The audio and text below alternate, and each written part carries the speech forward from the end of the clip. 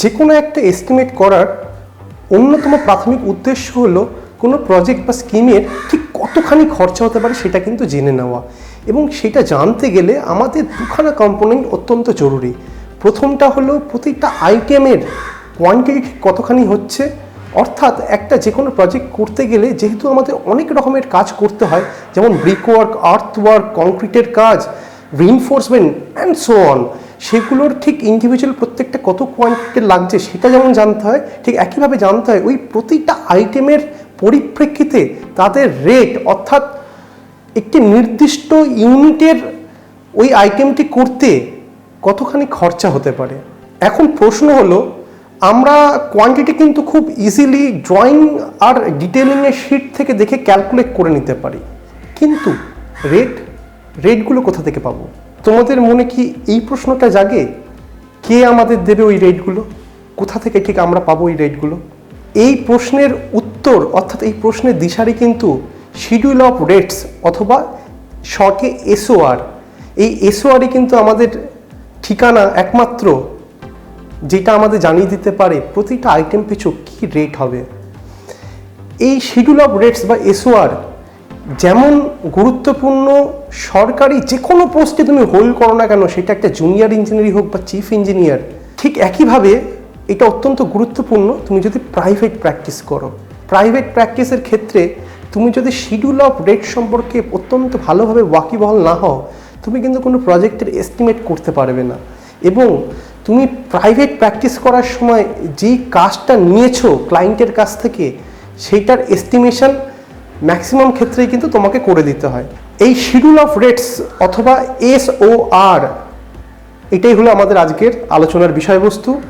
তোমাদেরও যদি এই শিডিউল অফ রেট সম্পর্কে আরও বিশেষ করে বলতে হলে, এই শিডিউল অফ রেটসের সঠিক এবং এফেক্টিভ ব্যবহার কিভাবে করতে হয় যদি জানার ইচ্ছা থাকে, তাহলে এই ভিডিওটাকে তোমাদের অবশ্যই মনোযোগ দিয়ে দেখতে হবে এবং একদম শেষ অবধি দেখতে হবে, না স্কিপ করে।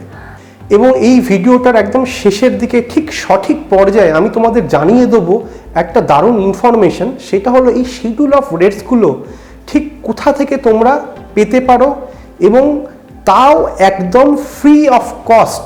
আমি ইঞ্জিনিয়ার রণদীপ চক্রবর্তী তোমাদের সবাইকে স্বাগত জানাচ্ছি বাস্তুকার দি বং ইঞ্জিনিয়ার ইউটিউব চ্যানেলে, যেখানে আমি সিভিল ইঞ্জিনিয়ারিংয়ের অত্যন্ত গুরুগম্ভীর জটিল বিষয়গুলোকে অত্যন্ত সহজ সরলভাবে প্রাণের ভাষায়, মাতৃভাষায়, সম্পূর্ণরূপে বাংলায় তোমাদের সামনে উপস্থাপন করি।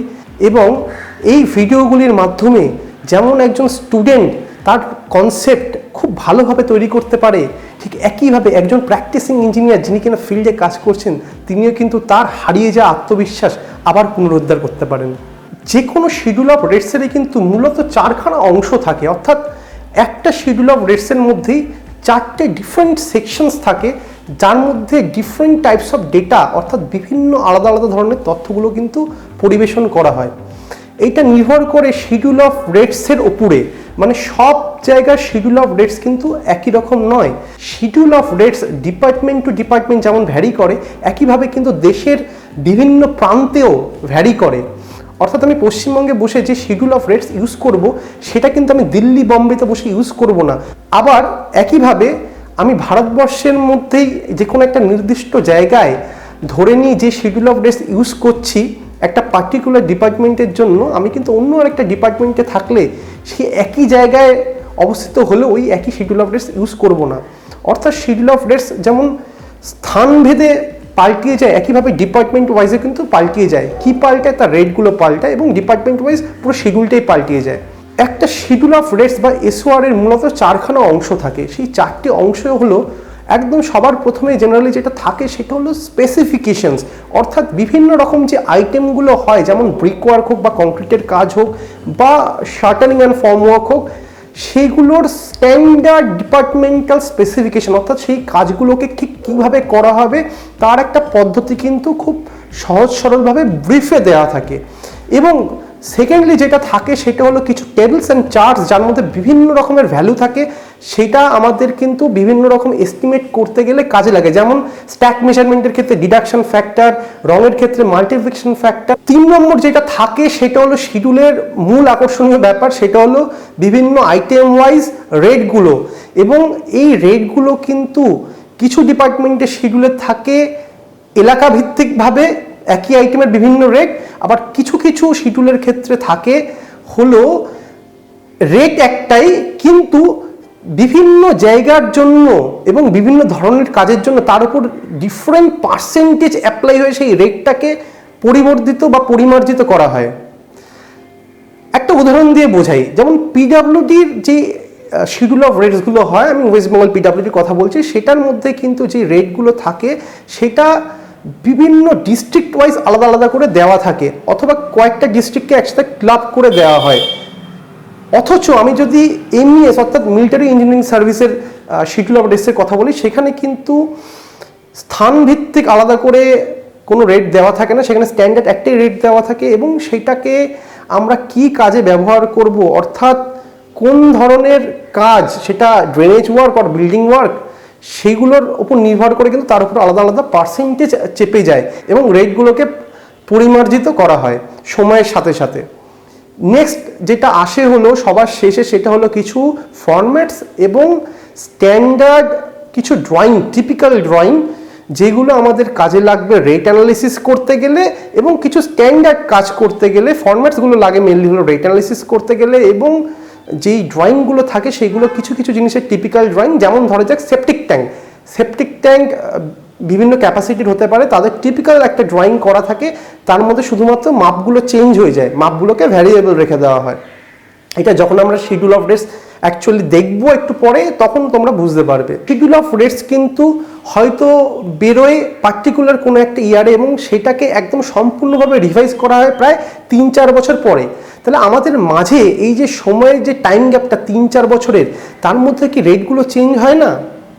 অবশ্যই হয়। এবং সেই রেটের যে চেঞ্জ হচ্ছে তার জন্য কিন্তু মাঝে মাঝেই করিগেন্ডাম বেরোতে থাকে রেটের, অর্থাৎ বিভিন্ন আইটেমের রেটের পরিবর্তন যেটা হচ্ছে সময়ের সাথে সাথে, সেটার ব্যাপারে কিন্তু একটা করিগেন্ডাম দেওয়া হয়। তার মধ্যে বলা থাকে ওই পার্টিকুলার আইটেমের নতুন রেট কি হবে এবং আগে সেটা কি ছিল, অর্থাৎ কি ছিল কি হলো। নেক্সট যেটা আমাদের জানতে হবে সেটা হলো শিডিউল অফ রেটস কত ধরনের হতে পারে। আমি আগেই বলেছি department wise schedule of rates আলাদা আলাদা হয়, কিন্তু একই ডিপার্টমেন্টের মধ্যেও কাজের সেগমেন্ট অনুযায়ী কিন্তু শিডিউল অফ রেটস আলাদা হতে পারে। যেমন পিডাব্লিউডি ওয়েস্ট বেঙ্গলে কিন্তু বিল্ডিং অ্যান্ড লেবার ওয়ার্কসের আলাদা শিডিউল অফ রেটস আছে, ন্যাশনাল হাইওয়ের ক্ষেত্রে আলাদা শিডিউল অফ রেটস আছে, রোডসের জন্য আর ব্রিজ ওয়ার্কসের জন্য আলাদা শিডিউল অফ রেটস আছে, স্যানিটারি অ্যান্ড প্লাম্বিংয়ের কাজের জন্য আলাদা শিডিউল অফ রেটস আছে, ইলেকট্রিক্যালের জন্য আলাদা শিডিউল অফ রেটস আছে। এবং কিছু কিছু ডিপার্টমেন্টের ক্ষেত্রে কিন্তু একটাই শিডিউল অফ রেটস হয় এবং তার মধ্যেই কিন্তু বিভিন্ন ধরনের আইটেমের রেটগুলো, অর্থাৎ যেগুলো বিভিন্ন ধরনের কাজে ব্যবহার করা হয়, সেগুলো কিন্তু দেওয়া থাকে। আরেকটা জিনিস এখানে বলে নেওয়া ভালো, সেটা হলো আমি বলেছি যে একটা স্ট্যান্ডার্ড শিডিউল অফ রেটসের মধ্যে কিন্তু শুরুতেই তার স্পেসিফিকেশনস বিভিন্ন আইটেমের দেওয়া থাকে। এটা কিন্তু সব শিডিউল অফ রেটসের ক্ষেত্রে সত্য নয়। এগুলো যেমন ওয়েস্ট বেঙ্গল পিডাব্লিউডির শিডিউল অফ রেটসের মধ্যে দেওয়া আছে, কিন্তু আমরা একইভাবে যদি এমইএস এসএসআর দেখি, অর্থাৎ এমইএসের স্ট্যান্ডার্ড শিডিউল অফ রেটস দেখি, সেক্ষেত্রে কিন্তু আমরা দেখব যে তার দুখানা আলাদা সম্পূর্ণ পার্ট আছে, এসএসআর 1 আর এসএসআর 2। এসএসআর 1 এর মধ্যে সাধারণত স্পেসিফিকেশনগুলো দেওয়া আছে এবং এসএসআর 2 এর মধ্যে কিন্তু শুধুমাত্র ওই আইটেমের রেটগুলো দেওয়া আছে।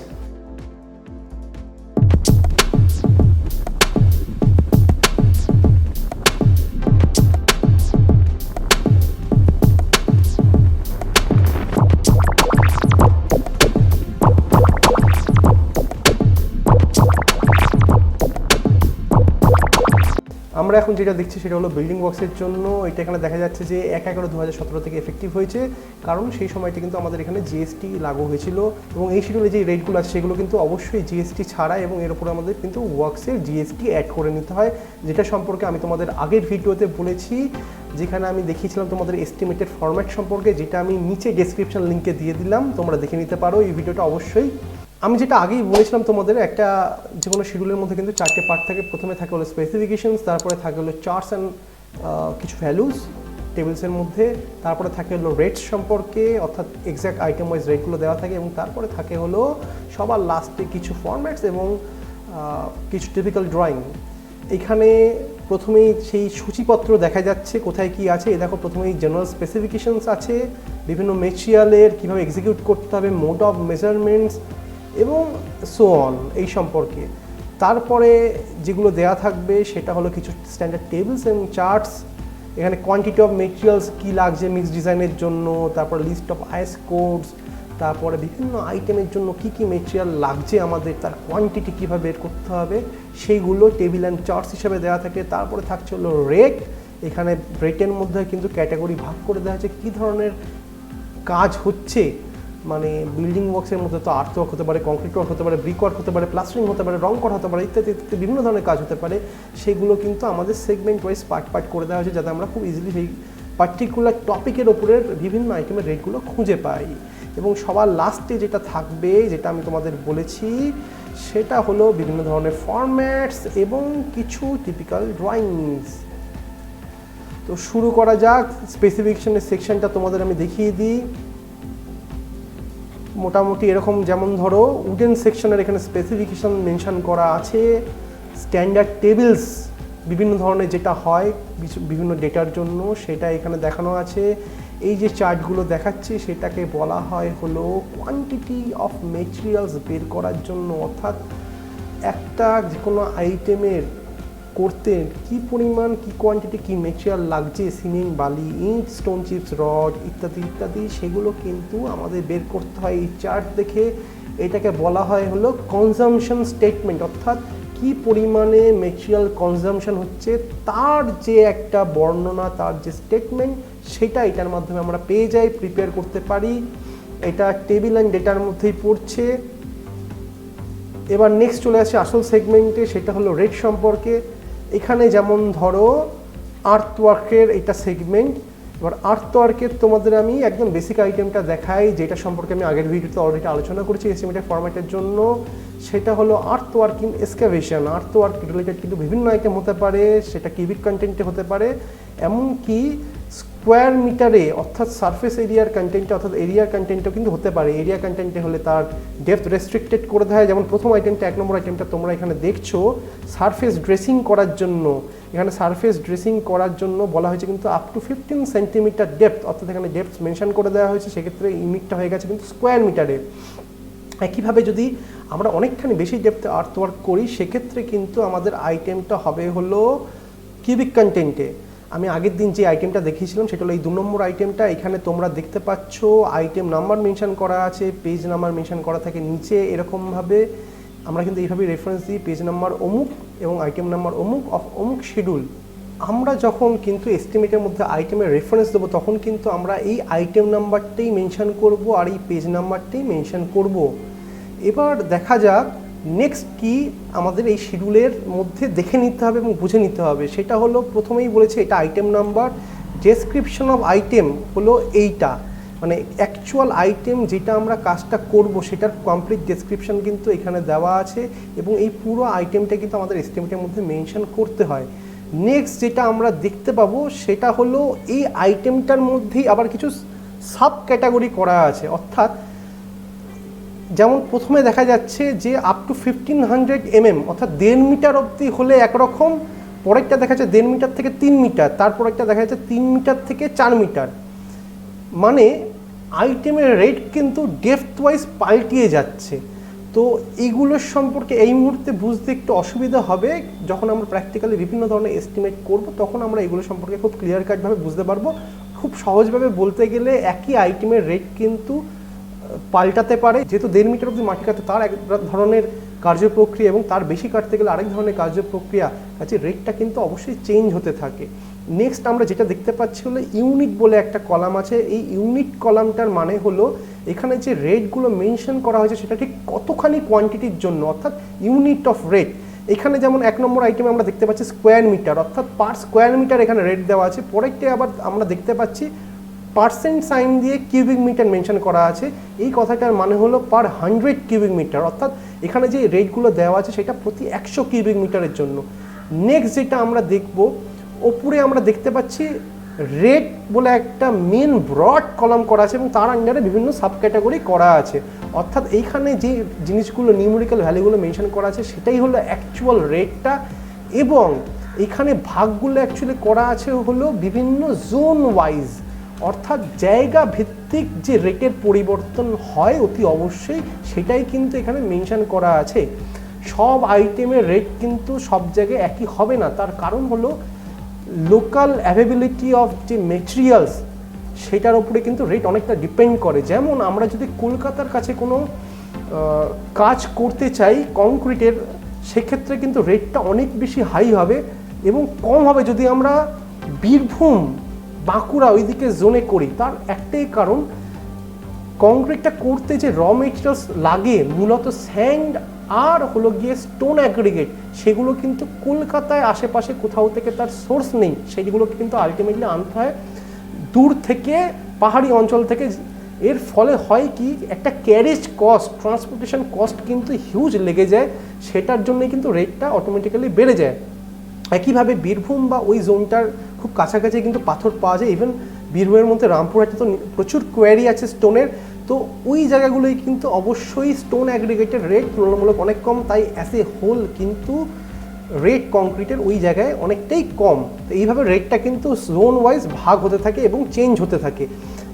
এখানে বিভিন্ন ডিস্ট্রিক্টকে আমাদের এখানে এক জায়গায় ক্লাব করে দেওয়া হয়েছে, এক একটা কলামে কোথাও বা কোনো একটা ডিস্ট্রিক্টকে সিঙ্গেল আলাদাভাবে রাখা হয়েছে এবং তার এগেনস্টে রেট দেওয়া হয়েছে। প্রথম কলামটায় যেমন দেখা যাচ্ছে যে এখানে লেখা আছে Kolkata 24 Pargana north and south area of Kalyani sub division, মানে এই জায়গাগুলোর জন্য এই রেটটা প্রযোজ্য। একইভাবে পুরুলিয়ার জন্য এই রেটটা প্রযোজ্য, বাঁকুড়ার জন্য এই রেটটা প্রযোজ্য। এখানে আমি একটা জিনিস বলে দিই, তোমরা এখানে রেটের ভ্যারিয়েশনটা দেখতে পাচ্ছ না, তার কারণ হলো এখানে যে আইটেমটা নিয়ে আমরা দেখাচ্ছি সেটা হলো লেবার ইন্টেন্সিভ আইটেম, সেখানে কিন্তু মেটেরিয়ালগুলো আলাদা করে কিছু লাগছে না, কেননা মাটি কাটা বুঝতেই পারছো, এখানে কিন্তু আলাদা করে মেটেরিয়াল হিসেবে কিছু লাগছে না, র মেটেরিয়ালস নেই, শুধুমাত্র লেবার ইন্টেন্সিভ আর কিছু টুলস লাগে কাজে। রেটটা কিন্তু অল ওভার অল স্প্রেড পুরো স্টেটে কিন্তু একই হয়, কিন্তু আমরা যখন মেটেরিয়াল ইন্টেন্সিভ কোনো কাজে চলে যাবো অবশ্যই কিন্তু রেটটা ভ্যারি হতে থাকবে, যেমন ব্রিক ওয়ার্ক বলো, কংক্রিটের ওয়ার্ক বলো অ্যান্ড সো অন।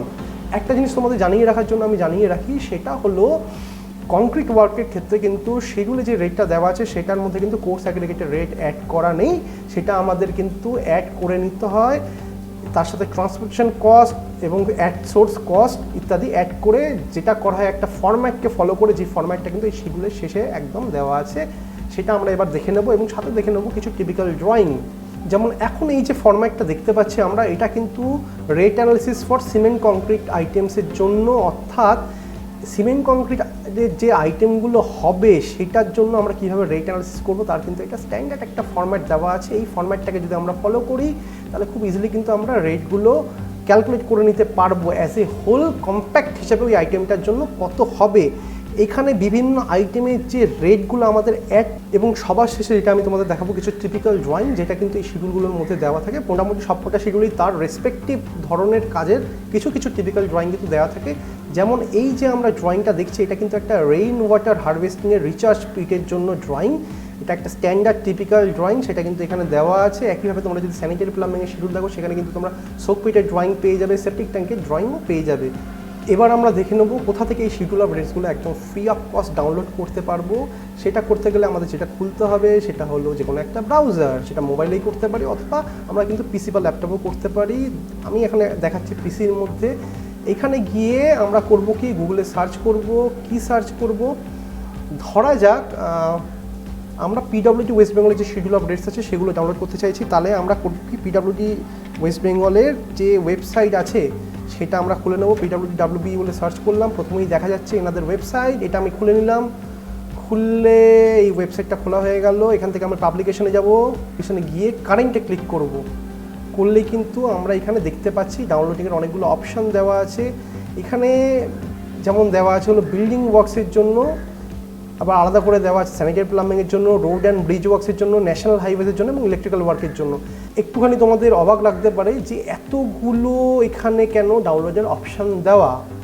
সেটা হলো একটাই কারণে, যে শিডিউলগুলো যখন বেরোয় সেটা কিন্তু প্রায় 3-4-5 বছর পরে রিভিশন করা হয়, তাহলে মাঝখানে যে রেটে চেঞ্জ হচ্ছে সেগুলো তো জানাতে হবে। যারা স্টেক হোল্ডার অর্থাৎ যাদের কাজে লাগছে তাদেরকে তো জানাতে হবে। সেগুলো কীভাবে জানানো হয়, সেগুলো করা হলো করিগেঞ্জামের মাধ্যমে জানিয়ে দেওয়া হয় যে কোন আইটেমের রেট কীভাবে চেঞ্জ হলো, সেটা আমি তোমাদের দেখিয়ে দিচ্ছি এখানে। তবে বলে রাখা ভালো, প্রথম যেটা আছে এখানে শিডিউল অফ রেটস ভলিউম 1, এটা হলো বিল্ডিংয়ের শিডিউল, এটা তোমরা এখান থেকে এবার একটা যে কোনো করিগেঞ্জাম তোমাদের দেখিয়ে দিই। ধরো যাক এই 4th করিগেঞ্জামটা খুলছি বিল্ডিং শিডিউলে, এর মধ্যে কী আছে, এর মধ্যে তোমরা দেখতে পাবে আইটেম ধরে ধরে তার আগের রেট, মানে বর্তমান যে রেটটা চলছিল সেটা এবং নতুন করে রেটটা পরিবর্তিত হয়ে যেটা হলো এবং কোন ডেট থেকে হলো সেই জিনিসটা আমরা দেখে নিতে পারবো। এখানে কিন্তু একইভাবে রেফারেন্স নাম্বার দেওয়া আছে যে মূল শিডিউলে কত নম্বর পেজে আইটেমটা আছে এবং আইটেম নাম্বারটা অ্যাকচুয়ালি কী সেটাও দেওয়া আছে। এই যে চ্যাপ্টার সি বা এরকম কিছু মেনশন করা আছে, এগুলো কিন্তু আমরা মূল শিডিউলের মধ্যে পেয়ে যাবো। ওখানে কিন্তু এইভাবে আইটেমগুলোকে ভাগ করা থাকে। এখানে আইটেমটাকে এখানে লেখা হয়েছে শর্টে। এখানে তোমরা সেই একইভাবে ইউনিট দেখতে পাবে রেটের এবং অনেকগুলো রেট দেখতে পেয়ে যাবে স্থানভিত্তিকভাবে। এখানে যেটা লক্ষণীয় বিষয় হলো দুটো জিনিস, একটা হলো ইন প্লেস অফ, তারপরে কিছু রেট দেওয়া আছে, এবং সেকেন্ডটা হলো প্লিজ রিড, তারপরে কিছু রেট দেওয়া আছে। ইন প্লেস অফ এইটার পরে যে রেটটা দেওয়া আছে সেটা হলো অলরেডি এক্সিস্টিং রেট, মানে শিডিউলে এই করিগেন্ডামটা বেরোনোর আগে অথবা এই করিগেন্ডামটার আগের লাস্ট করিগেন্ডাম অবধি যেই রেটটা আছে সেই রেটটা এখানে মেনশন করা হয়েছে ইন প্লেস অফের জায়গায়। এবং প্লিজ রিড মানে যেটা ইন প্লেস অফ আছে, ওখানে যে রেটগুলো দেওয়া আছে ইন প্লেস অফে, তার পরিবর্তে আমরা কি পড়বো জিনিসটাকে, অর্থাৎ অমুক রেটের জায়গায় অমুক রেট পড়তে আমাদের বলা হচ্ছে। তার মানে হলো যেটা ধরা যাক এই যে রেটটা এখানে 61787 পার মেট্রিক টন দেওয়া আছে স্টিলের জন্য রিইনফোর্সমেন্টের, সেটাকে বলা হচ্ছে হলো প্লিজ রিড অ্যাজ 56802, অর্থাৎ রেটটা কিন্তু পাল্টে গিয়ে 61,787 পার মেট্রিক টন থেকে 56,802 হয়ে গেল। এটাই হলো এটার মানে। আশা করব তোমাদের সমস্ত রকম ধোঁয়াশা ক্লিয়ার হয়ে গেছে এবং শিডিউল অফ রেটস তোমরা খুব ভালোভাবে এখন ইউজ করতে পারবে। যেটা একটা জিনিস তোমাদের আমি এখনও বলিনি, সেটা হলো এই যে রেটগুলো কবে থেকে এফেক্টিভ হচ্ছে সেটা কী করে বুঝবো, সেটা আমাদের বুঝতে গেলে দেখতে হবে হলে উপরে যে ডেট মেনশন করা আছে সেই জিনিসটা, যেই ডেটে এটা মেনশন করা হয়েছে সেই ডেট থেকেই কিন্তু এই রেটটা এফেক্টিভ। তার আগের ডেটের এস্টিমেট হলে কিন্তু কখনোই আমরা এই রেটটাকে ইউজ করতে পারবো না, অবশ্যই আমাদের তার আগের রেটটাকে কিন্তু ইউজ করতে হবে। আশা করি তোমাদের আজকের ভিডিওটা ভালো লেগেছে। যদি ভালো লেগে থাকে অবশ্যই তোমরা থামস আপ দাও, লাইক দাও এবং ভিডিওটাকে শেয়ার করে দাও, সবার মধ্যে ছড়িয়ে দাও যাতে সবাই জানতে পারে এরকম কিন্তু বাংলা ভাষায় সিভিল ইঞ্জিনিয়ারিং উপরে খুব সুন্দর সহজ সরলভাবে ভিডিও আছে। এবং অবশ্যই তোমরা যেটা করবে সেটা হলো নিচে এদিকে যে সাবস্ক্রাইব বাটনটা আছে সেই সাবস্ক্রাইব বাটনে ক্লিক করে দেবে এবং করে বেল নোটিফিকেশনটায় কিন্তু হিট করে দিয়ে অল নোটিফিকেশন অন করে দেবে, নাহলে কিন্তু তোমরা জানতে পারবে না আমি যখন পরবর্তীকালে নতুন ভিডিও আনবো, যা আমি প্রতি সপ্তাহে এনে থাকি। নতুন ভিডিও টাইমিং হয়ে গেছে আমার, সেটা হলো বৃহস্পতিবার এবং রবিবার প্রতি সপ্তাহে ঠিক সন্ধে 8টার সময়। আবার দেখা হবে নতুন কোনো ভিডিও নিয়ে। ততক্ষণের জন্য ইঞ্জিনিয়ার হিসেবে সব সময় গর্ববোধ করো।